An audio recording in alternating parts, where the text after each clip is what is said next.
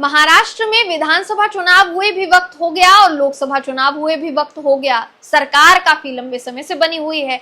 कहा यह जा रहा था कि बड़ी ही स्थिर होकर यह सरकार चलेगी और 5 साल पूरे करेगी, उसके बाद फिर चुनाव होगा, फिर चुनाव में हम जीतेंगे और गठबंधन की सरकार जो है बनाएंगे। अब महायुति की ये जो सरकार है महाराष्ट्र में दोस्तों, इसके अंदर खाने सब कुछ ठीक है क्या?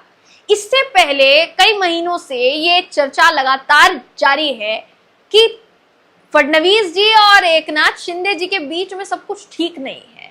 कभी फडणवीस मीटिंग लेते हैं तो शिंदे जी नहीं पहुंचते, शिंदे मीटिंग लेते हैं तो फडणवीस जी नहीं होते हैं, या कह सकते हैं दोस्तों वाइसा वर्सा। यहाँ पर एक तरीके से देखा जा रहा है कि महायुति के अंदर जो फूट की खबरें हैं उसने उफान मारना शुरू कर दिया है। इस खबर में मैं आपको बताऊंगी कि मामला क्या है, आखिर क्यों एक बार फिर से फडणवीस और शिंदे के बीच जो नाराजगी है वो जगजाहिर होती हुई नजर आ रही है। नमस्कार, मेरा नाम है जयंती झा और आप देख रहे हैं भारत वॉइस। दोस्तों, देवेंद्र फडणवीस जो कि महाराष्ट्र के मुख्यमंत्री हैं, उनकी तरफ से बीते कुछ समय में लगातार इस तरीके के बयान दिए गए हैं कि उन्हें उप मुख्यमंत्री एकनाथ शिंदे के खिलाफ बताया गया। अब एक बार फिर से एकनाथ शिंदे के विभाग को लेकर देवेंद्र फडणवीस ने एक ऐसा बयान दे दिया है जिसके बाद ये फिर से कहा जा रहा है, इस बात की चर्चा फिर से शुरू हो गई है कि भाई सब कुछ ठीक नहीं है।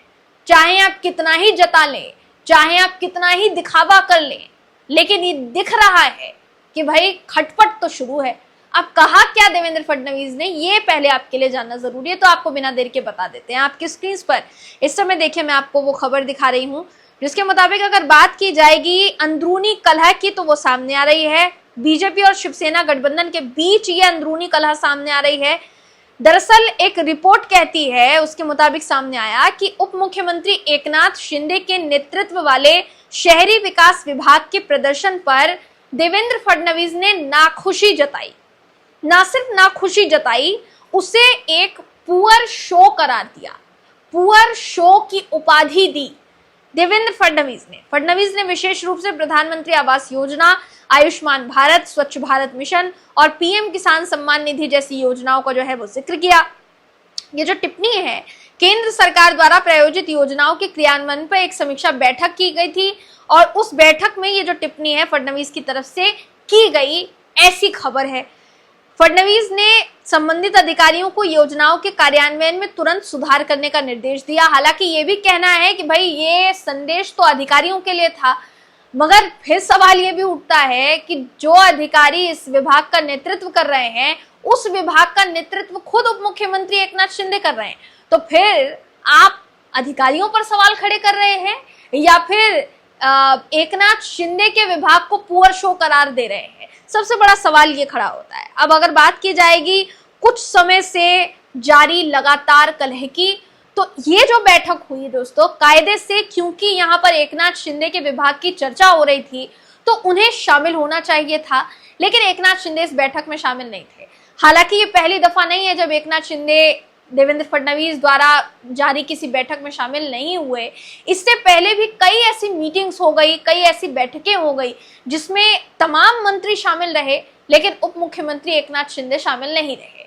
कहा गया कि आज वो किसी और जगह के दौरे पर हैं, कहीं और विजिट के लिए गए हुए हैं, कहीं और जो है परियोजनाओं का शिलान्यास करने के लिए गए हुए हैं। मगर फिर सवाल यही है दोस्तों कि हर बैठक में जहां ये जरूरी बातचीत होनी जरूरी होती है और देवेंद्र फडणवीस कोई ना कोई टिप्पणी कर देते हैं, वहां से एकनाथ शिंदे नदारद क्यों रहते हैं?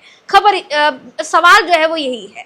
अगर बात की जाएगी इस पूरे के पूरे विद्रोह की, तो बताया ये जाता है, इसका अगर बैकग्राउंड समझेंगे तो जब सरकार बनी, एकनाथ शिंदे और भारतीय जनता पार्टी दोनों का गठबंधन हुआ, महायुति की सरकार बनी, एनसीपी भी बाद में शामिल हुई, अजीत पवार वाली एनसीपी। इन तीनों की जब सरकार बनी दोस्तों, तो सबको अलग अलग विभाग बांटे गए। शुरुआत में एकनाथ शिंदे मुख्यमंत्री बन गए, उनको मुख्यमंत्री बनाकर देवेंद्र फडणवीस खुद उप मुख्यमंत्री बने। हालांकि एक नाराजगी थी, लेकिन उस वक्त भी कहा यह गया कि जेपी नड्डा ने देवेंद्र फडणवीस को बहुत समझाया और उसके बाद वो मान गए। उन्होंने उप मुख्यमंत्री पद का जो पद है वो स्वीकार किया। लेकिन जब फिर चुनाव हुए, विधानसभा चुनाव, इस समय देवेंद्र फडणवीस मुख्यमंत्री बने और उप मुख्यमंत्री जो है ना सिर्फ अजीत पवार को बनाया गया बल्कि एकनाथ शिंदे को भी बनाया गया। लेकिन एकनाथ शिंदे की बात की जाएगी तो उनको गृह विभाग चाहिए था दोस्तों, जैसा बताया जाता है गृह विभाग यानी होम मिनिस्ट्री उनको चाहिए थी। लेकिन फडणवीस ने होम मिनिस्ट्री समेत कई ऐसे महत्वपूर्ण मंत्रालय अभी तक रहे जो उन्होंने अपने पास रखे, वो एकनाथ शिंदे को नहीं दिए, जिसके बाद से ये खटपट की खबरें जो है वो शुरू रहती हैं। कहा यह भी जाता है कि एकनाथ शिंदे के जितने भी विधायक हैं वो नाराज रहते हैं कि भाई उनके जो विभाग है उसमें पहली बात तो दखलंदाजी होती है और उनके साथ पक्षपात किया जाता है। इसी वजह से खफा खफा रहने लगे एकनाथ शिंदे, ऐसी खबरें हैं। अब बेशक इस पर मुहर ना लगाई जाए, लेकिन ये खबरें ये बताने के लिए क्या काफी नहीं है कि महाराष्ट्र में क्या चल रहा है, महाराष्ट्र की सियासत किस ओर करवट ले रही है? क्या ये कहने के लिए काफी नहीं है दोस्तों? क्या ये कहना सही होगा कि महाराष्ट्र की सरकार अस्थिर हो चुकी है? विपक्ष जो है निशाना साध रहा है इस पर लगातार, नाना पटोले से लेकर उद्धव ठाकरे और सुप्रिया सुले लगातार बयानबाजी कर रहे हैं। तो कुल मिलाकर कहा जाए महाराष्ट्र में फिलहाल के लिए सब कुछ ठीक दिखाई देने ही रहा है। आपको क्या लगता है इस पूरी खबर पर? अपनी राय कमेंट करके जरूर बताइएगा। अगली वीडियो में आपसे फिर मिलूंगी, तब तक के लिए नमस्कार।